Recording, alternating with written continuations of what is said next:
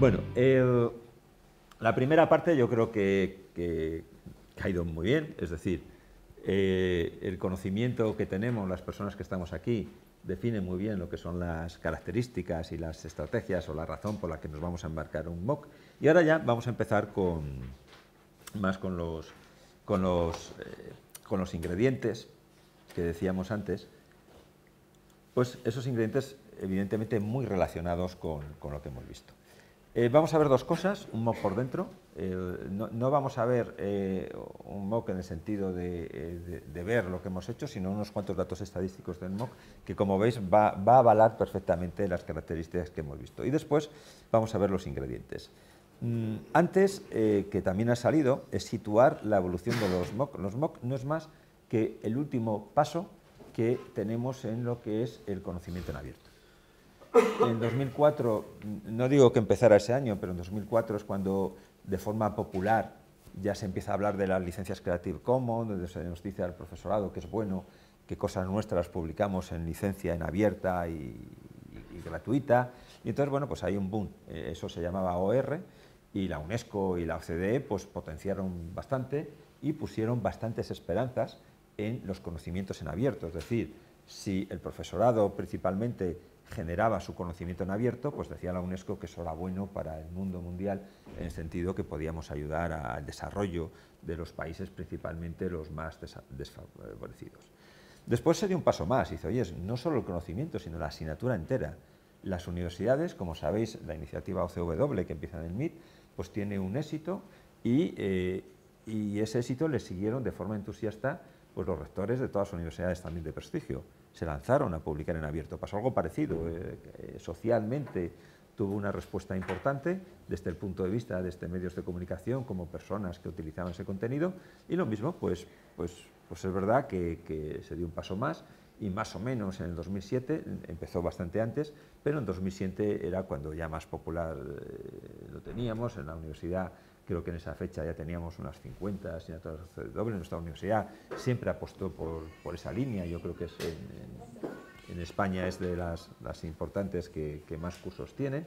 Y después hubo otro paso más, que se dijo, oye, no solo unos contenidos, no solo una asignatura, sino que además vamos a dar la formación. Y a eso es lo que se le llamó MOOC.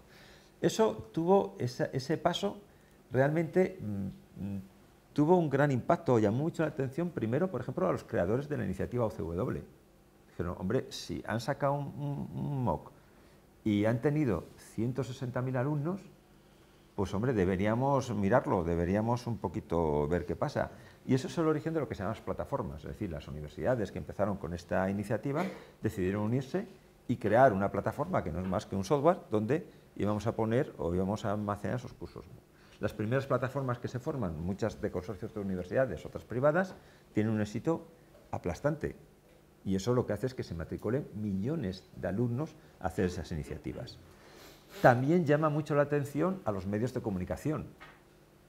Es decir, que las universidades, cursos, porque los primeros cursos que salen son cursos de asignaturas que se impartían en esas universidades. Ahora mismo no hay ninguna norma, es decir, Oriol y yo, por ejemplo, los cursos que hemos dado, el primer MOOC que hicimos sí se corresponde con una asignatura oficial de la UPM, pero otros dos que hemos realizado, de redes sociales y de innovación creativa, no se corresponden, o al menos nosotros no tenemos esas asignaturas dentro de la universidad, pero los primeros sí salen, son asignaturas. Por lo tanto, eso despierta la atención, y eso hay un boom de publicidad que evidentemente hace mover pues mucha información, muchos artículos, y ya no digamos nada en congresos, reuniones científicas, etcétera, etcétera. Por lo tanto, estamos viendo que hay un gran impacto de ese resultado en distintos sectores.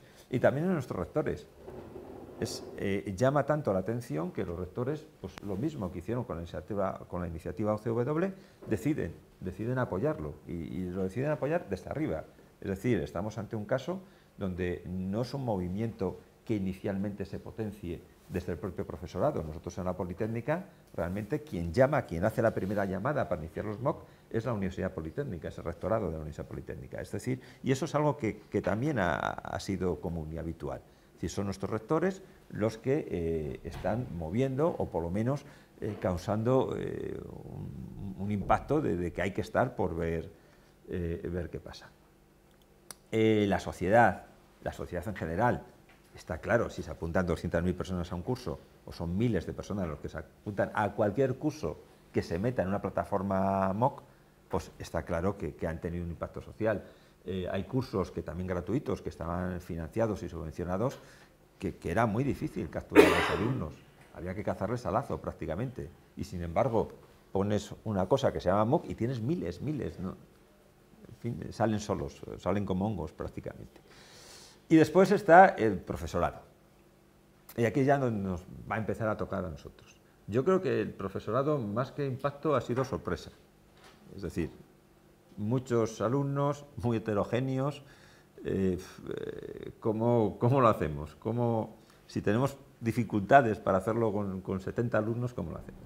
Por eso es ver los ingredientes y empezar a ver un MOOC por dentro. Yo el MOOC que os voy a enseñar solo a nivel estadístico es el de innovación educativa aplicada, que se hizo en marzo de este año, y es un MOOC que el profesorado no solo era de esta universidad, sino que teníamos profesorado de la Universidad de Zaragoza y la Universidad de Salamanca, que somos las tres personas que hemos preparado este material, esta parte de material. Bueno, vamos a empezar con algunos datos. Matrícula 6.149 alumnos. Esto se anunció pues, 2 meses antes, más o menos, y se apuntaron 6.149 personas en una cosa que se llamaba innovación educativa aplicada. Es decir, pues un tema concreto y específico que parece que está muy orientado a un sector concreto. Como datos de participación, pues bueno, por sexo más o menos un 60% masculino, 40% femenino. En otros cursos más técnicos que tenemos ha variado sensiblemente, es decir, ha habido más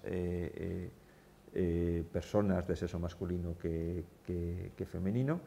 Fijaros aquí en los países, en España el 55% es gente de España. Hay plataformas como esta que vamos a ver y después vamos a ver otras, donde si nos queremos dirigir al público español, esta, MiriadaX, es la que más repercusión tiene en público español a nivel de porcentajes. Y después veis que hay una serie de países, que como es México con una participación considerable de un 10%, Colombia un 8%, Perú un 6% casi, Argentina un 4%, Venezuela un 2,5% más o menos, y Brasil también un 2,5%. Y después las profesiones, pues os lo estoy poniendo en punto gordo, evidentemente es más concreto, pero bueno, a grandes rasgos, docentes un 50%, hombre, se presuponía, llamándose innovación educativa aplicada, pues que hubiera un porcentaje de docentes importante, pero daos cuenta que es el 50%, y de esos docentes, evidentemente, de todo tipo, de empresas, de universidad, de no universitaria, más o menos eran de universidad de esa cantidad, pues un 40% más o menos, otro 40% en universitaria y el resto pues varios, es decir, que docentes de todo tipo. Alumnos, estudiantes también, teníamos muchos de magisterio, pero también personas que estaban haciendo pues la ESO o otras carreras. Y después tenemos también, donde hemos agrupado en no docentes, pues personas de distintas profesiones. Entonces, bueno, pues teníamos ingenieros, médicos, abogados, juristas, que se metían también en este curso. Aquí tenemos ya la primera cuestión importante que os quería decir. Esto es ciego. Cuando digo ciego, las plataformas, una de las cosas, la fuerza que tienen, es que tienen una serie de datos y esos datos ellos lo utilizan, evidentemente, pero nosotros no los tenemos. O sea, los propietarios de la plataforma sí, nosotros no. Entonces, uno de los problemas que tenemos, que es una característica que no se ha dicho, pues os decía que quedaban muy poquitas características por determinar, es que vamos a ciegas. O sea, no sabemos qué alumnos tenemos, no sabemos quiénes son las personas que se han apuntado. Sabemos una fichita que te pone el nombre y lo que quieren. Por lo tanto, una de las cosas que se suele hacer en un MOOC, siempre, nada más empezar o antes de empezar, es pasar una encuesta. Pasar una encuesta para esa ceguera que tenemos, ponernos una especie de gafitas para ver qué tenemos. Y ahí preguntas una serie de cosas. Esta encuesta la contestaron unas 3.500 personas. Bueno, pues es una muestra amplia que puede ser representativa, pero tampoco son datos tomados directamente de las personas que se han apuntado. ¿Quién tiene esos datos? Pues quien tiene esos datos son las plataformas. Publican poco, este es uno de los pocos datos que ha publicado la plataforma Miriada X. Observar que no quizá son parecidos, pero en España, en Miriada X, en los cursos, pues el 65% de las personas que se apuntan son de España, y después, como veis, tienen unos porcentajes que varían. En nuestro caso, por ejemplo, este curso, nosotros tenemos una línea estratégica también de innovación educativa, donde, digamos, trabajamos bastante con México. Entonces, bueno, como veis, todo este tipo de cosas son sensibles. Si el grupo que va a hacer el MOOC tiene trabajos con México, bien porque hay allí empresas o lo que sea, pues normalmente hay más repercusión. Lo decía pues por lo que nos decía de que había un lugar estratégico o interés donde nos podía interesar una acción. Bueno, pues si tú tienes ya pues alguna relación y estás haciendo, la verdad es que sí que suele haber más un incremento de matrícula de ese sitio donde tú haces otro tipo de actividades.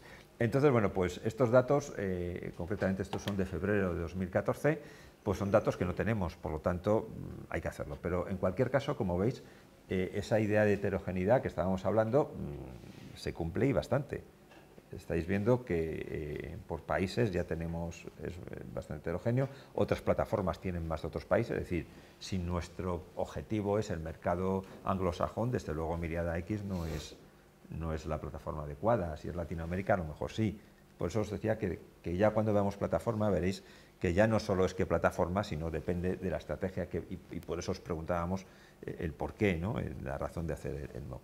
Otros datos estadísticos, pues por ejemplo son los intereses formativos, y aquí había de todo. Pues un 16% era pues para ver de qué iba eso de la innovación educativa, es decir, bueno, pues suena bien, yo me meto y veo de qué va, es algo bastante habitual en los MOOC. Hay un grupo importante, un porcentaje importante que se van a meter para ver de qué va eso. Hay otro importante, en nuestro caso era para aplicarla, es decir, había profesorado que se metía y decía, oye, yo lo que quiero es que esto que me vais a contar lo quiero aplicar. Y había otro grupo importante también, de casi un 25%, que ya sabía de innovación educativa. O sea, yo sé de innovación educativa, pero quiero ver qué visión tenéis vosotros. Quiero tener otra visión y quiero pues contrastar lo que sé. Y como veis, después hay un porcentaje pequeñito que te reconocían que lo único que querían eran los materiales. Es decir, pues ver qué documentación hay, cogerla y ya está. Y eso era un 6% de que lo dijeran, por lo menos. Entonces, sí, sí. Elige cuáles son tus intereses para saber qué es para aplicarlo para tener una edición, o sí, ellos rellenaban un formulario. No, se le daba, siempre, o sea, tienes unos campos predeterminados para... Sí, bueno, no me he presentado, soy Antonio Juárez de aquí. O sea, esta encuesta, eran menús de una opción... Tienen, todas las encuestas que hacemos tienen las dos cosas, es decir, por un menú de acción y después en abierto, porque lo que nos interesa es captar, claro, porque esto podíamos presuponerlo, pero evidentemente aquí yo estoy poniendo la cerrada, es la cerrada, esto es la cerrada. Un menú de opciones y esto es lo más destacable, había más, pero esto es lo más destacable, y después están las abiertas, que ya las, había campos abiertos, claro. En todas las preguntas teníamos cerradas y abiertas, y en algunas solo abiertas, las que no sabíamos o no presuponíamos nada, pues en abierto. ¿Edad y procedencia? ¿Arcos de... No hemos procesado, es decir, esto... en vuestra encuesta, sí. ¿dabéis arcos de edad? Sí, yo creo que no, dábamos arcos de edad. Arcos de edad, dábamos arcos de edad, sí. Sí, pero, por ejemplo, también pedíamos la fecha de nacimiento, con lo cual también teníamos la edad concreta, sí. Para después, porque todo esto, ahora, daros cuenta que esto es una primera visión que haces cuando empieza el curso, que es normalmente cuando la gente empieza a rellenarlo. Por lo tanto, mucho tiempo de procesar la encuesta y tomar decisiones no tienes. Por lo tanto, sacas un poco lo más, digamos, lo más fácil y rápido que te pueda orientar por lo menos de qué público tienes. Después ya lo que haces son estudios más concretos. pues ver si el profesorado de menos de tanta edad, pues en qué interés tenía, por ejemplo, pero eso ya es en una fase posterior. Más datos, por ejemplo, el nivel de estudios. Aquí les preguntábamos el nivel de estudios que tenían finalizado, ¿no? Pues como veis había muy poquitos de primaria, pero los había, gente de primaria, de secundaria, evidentemente universitaria, como veis, es los que más teníamos.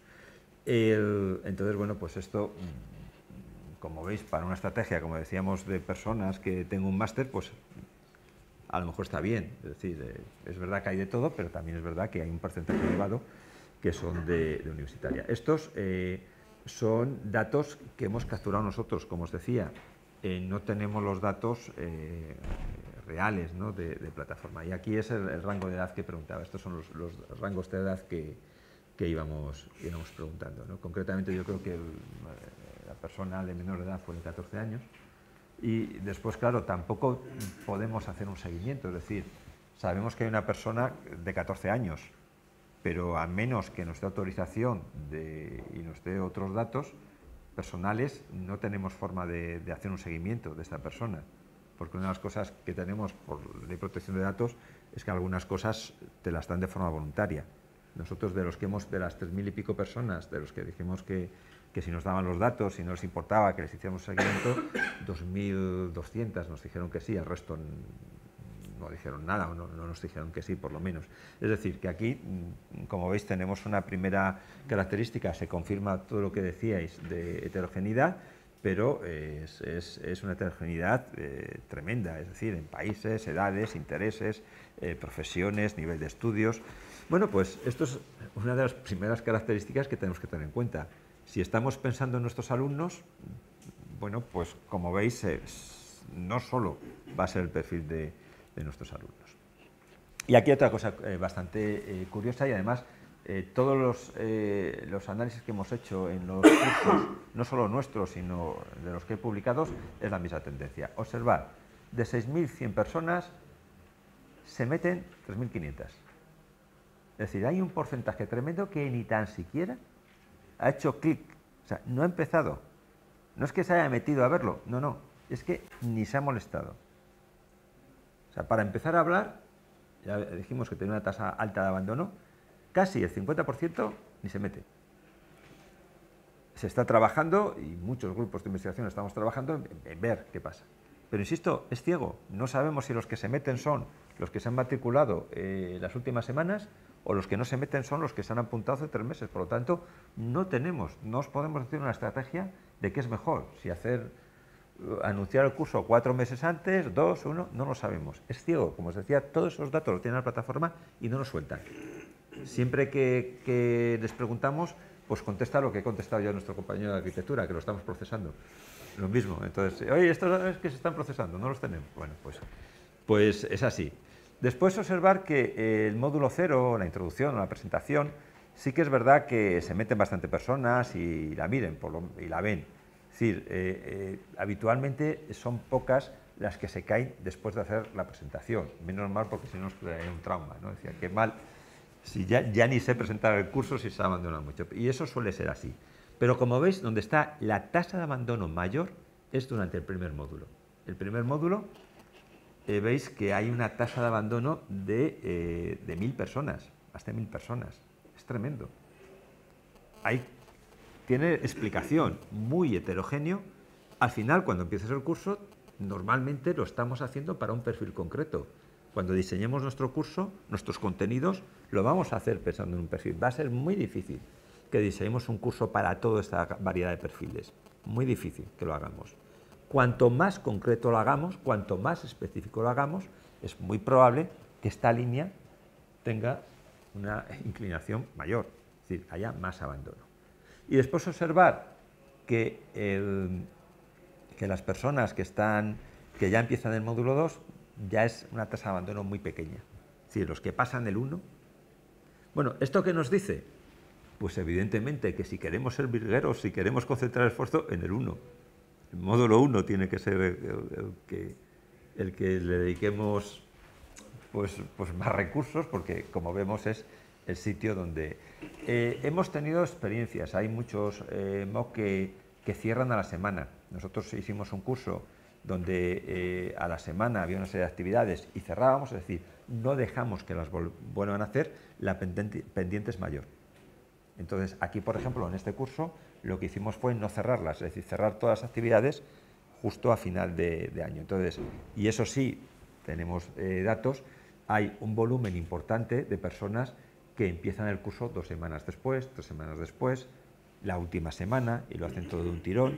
Entonces, si cerramos las actividades de forma semanal, como en muchos sitios se sugiere, pues sabemos que el abandono va a ser mayor. Pero eso ya cada uno... Entonces, estamos dando una serie de datos. Bueno, con todo eso, ya la idea es ver ingredientes. Sí, perdón. Una pregunta. ¿Esos módulos se tenían que hacer de forma consecutiva necesariamente?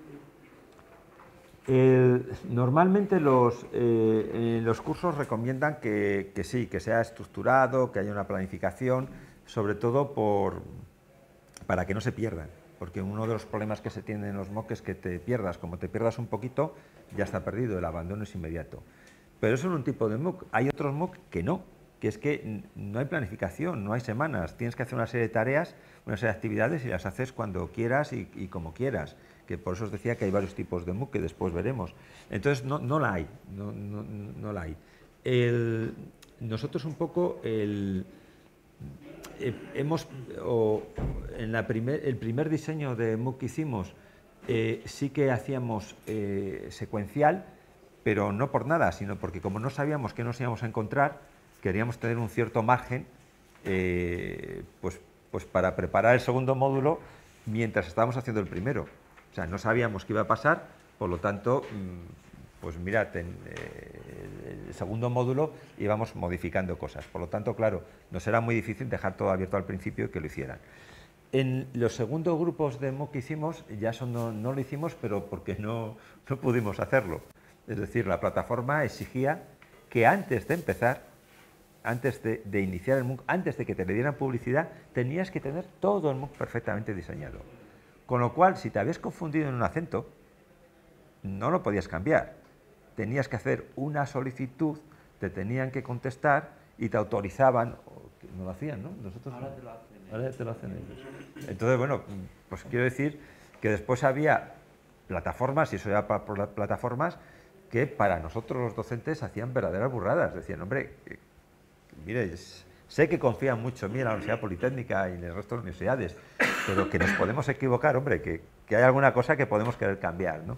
Y entonces, bueno, pues no nos dejaban. Entonces ahí sí que, claro, ya lo teníamos que tener planificado de otra forma. Pero realmente no hay ninguna receta ni nada que nos diga cómo lo tenemos que tener. Nuestra experiencia es que sí que lo vamos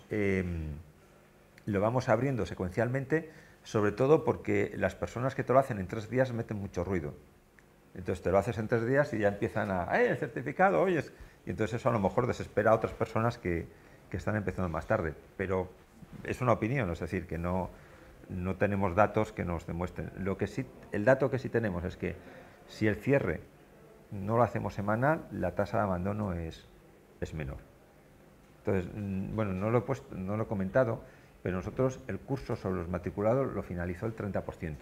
Es una tasa muy alta, muy alta. La media de la plataforma, que son 100 y pico MOOC, donde estamos, ha sido la tasa media de financiación un 15% más o menos.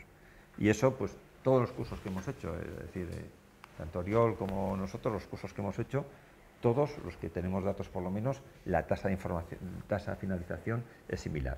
Hemos hecho una especie de plato de cocina con unos ingredientes que lo veréis. El curso de MOOC de Oriol y los otros que hemos hecho son iguales, es decir, tienen la misma estructura, todos los cursos que hemos hecho, y al menos hemos conseguido que la tasa de finalización sea prácticamente doblando la media de la plataforma y triplicando la mundial, pero bueno, que se mantengan esos márgenes. Tampoco, insisto, tenemos los datos, podemos decir por qué, porque ya os digo que no tenemos esos datos. Después veremos cómo se está tratando de solucionar estas cosas.